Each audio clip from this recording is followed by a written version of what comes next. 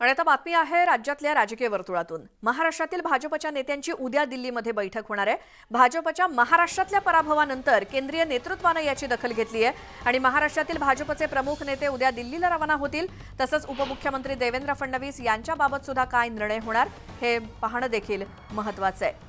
देवेंद्र फडणवीस यांनी लोकसभा निवडणुकीच्या दुसऱ्याच दिवशी मला या जबाबदारीतून मोकळं करा असं वक्तव्य केलेलं होतं। पक्ष नेतृत्वाची सुद्धा भेट घेतलेली होती। मात्र या संदर्भात आता काय निर्णय होतो हे भाजपच्या बैठकीत कळेल। मात्र अधिक माहितीसाठी आपण जाऊयात आता आमचे प्रतिनिधी तुषार उपणवर यांच्याकडे। तुषार, काय माहिती?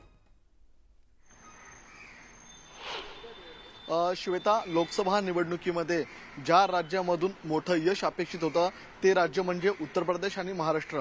मात्र महाराष्ट्र या राज्यामधून भाजपाला मोठा सेटबॅक बसलेला आहे आणि त्यानंतर महाराष्ट्रामध्ये आपल्याला अंतर्गत चिंतन बैठका पार पडल्याचं पाहायला मिळतंय।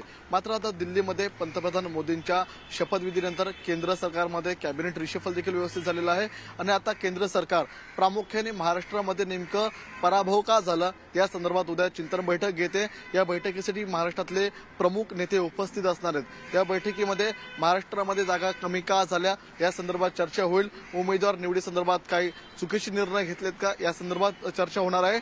त्याचप्रमाणे देवेंद्र फडणवीसांनी लोकसभा निवडणुकीमध्ये जो पराभव झाला ह्याची जबाबदारी स्वीकारली होती। मला यातून आता मोकळं करा आणि विधानसभासाठी पूर्ण तयारीसाठी वेळ द्या असं देखील त्यांनी म्हटलं होतं। त्यानंतर त्यांनी अमित शहांची भेट घेतली होती। त्यामुळे त्यांनी जो मुद्दा मांडला होता त्या मुद्द्यासंदर्भात देखील उद्याच्या बैठकीमध्ये आपल्याला चर्चा होताना पाहायला मिळणार आहेत। उद्याच्या बैठकीमध्ये भाजपातल्या कोणत्या महाराष्ट्रातल्या नेत्यांना कानपिचक्या दिल्या जात आहेत, कोणाचं प्रमोशन केलं जात आहे या संदर्भात उद्या खलबतं रंगणार आहेत।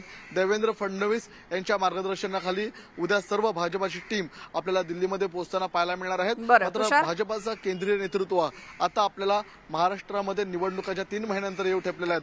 त्या संदर्भात आपल्याला सर्व गांभीर्याने